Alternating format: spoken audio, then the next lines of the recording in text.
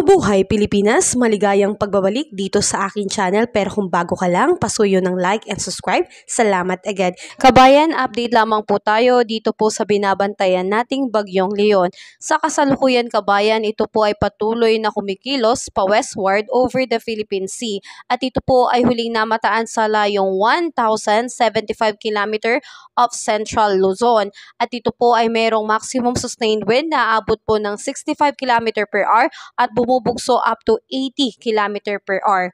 Ito po ay patuloy nating asahan na kikilos pa westward at 30 km per hour.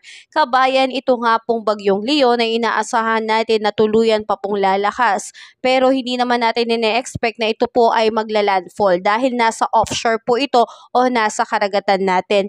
Tunay nga na mas malakas po itong Bagyong Leon dahil within 12 to 48 hours po posible po itong maging isang typhoon. Kumpara natin dito sa Bagyong Christine na hindi po naging typhoon. Sadya lamang po na talagang naramdaman natin ang epekto nitong Bagyong Christine dahil ito po ay naglandfall sa ating kalupaan. Samantalang itong Bagyong Leon, although malakas po ito pero hindi po ito maglalandfall. Medyo lalapit lamang po sa ating kalupaan pero sadyang mga trough lamang po nito ang siyang apekto po sa ating panahon at siyang magdadala ng malalakas na pag-ulan at malalakas na bugso ng hangin.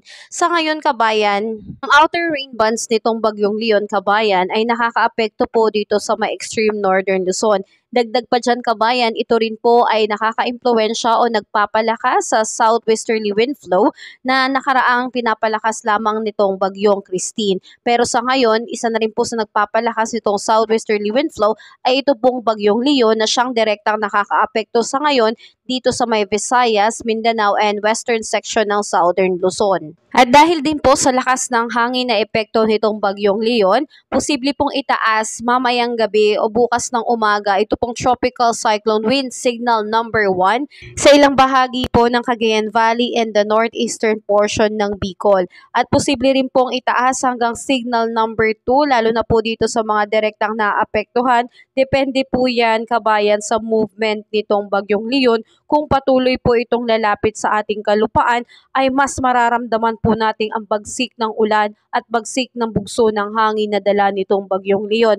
Sa ngayon kabayan, ngayong araw na ito, ang direktang naapektuhan po ng bugso ng hangin nitong Bagyong Leon ngayong araw ay ito pong Palawan, Romblon, Catanduanes, Sorsogon, Masbate, most of Visayas, Dinagat Island, Surigao del Norte at ang Camiguin. Patuloy naman pong maapektuhan ng malakas na bugso ng hangin by tomorrow, October 28, ang Batanes, Babuyan Island, Batanes, most of Mimaropa, most of Bicol region, Visayas and the northern Mindanao and the most of Caraga region. So patuloy po tayong mag-antabay sa anumang update dito po sa Bagyong Leon. So inaasahan nga natin kabayan na mayroon din po itong dulot na malalakas sa bugso ng hangin dito sa ating bansa. Yun nga lang hindi kasing lakas dahil ito po ay nasa malayo pa, pero kung ito ay lalapit kabayan, damang-dama natin ang bagsik nitong Bagyong Leon.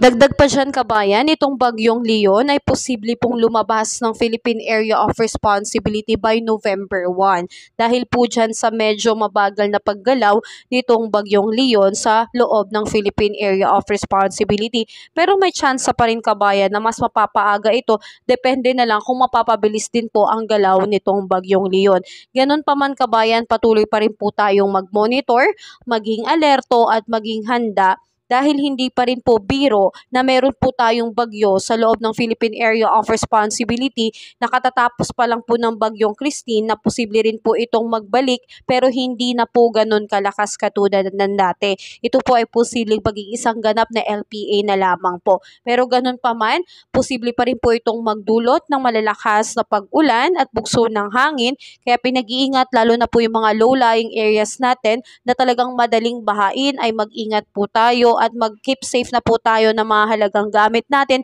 dahil hindi natin masasabi lalo na kung bigla ang buhos ang ulan at madaming ulan po ang binuhos nito sa ating area, posible po itong magdulot ng mga biglaang pagbaha na hindi po natin ine-expect. So tayo po ay laging maging handa at maging alerto kabayan.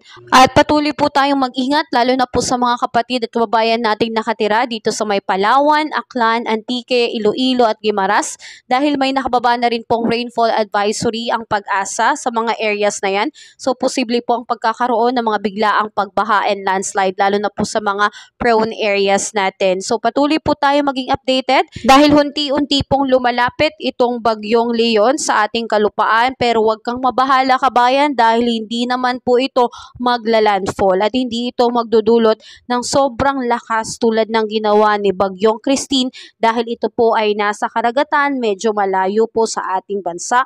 Trough lamang nito ang siyang nakakaapekto. Ganun pa man kabayan, patuloy tayong mag-monitor, ingat tayo kabayan at i-update pa kita sa mga susunod na balita ukol dito sa Bagyong Leon. Kabayan, kung nakatulong sa iyo ang video na to, pasuyo naman ng like and subscribe at pahit na rin po ng notification bell para updated ka sa mga susunod ko pang ulat panahon. Ingat tayo kabayan, God bless po sa lahat.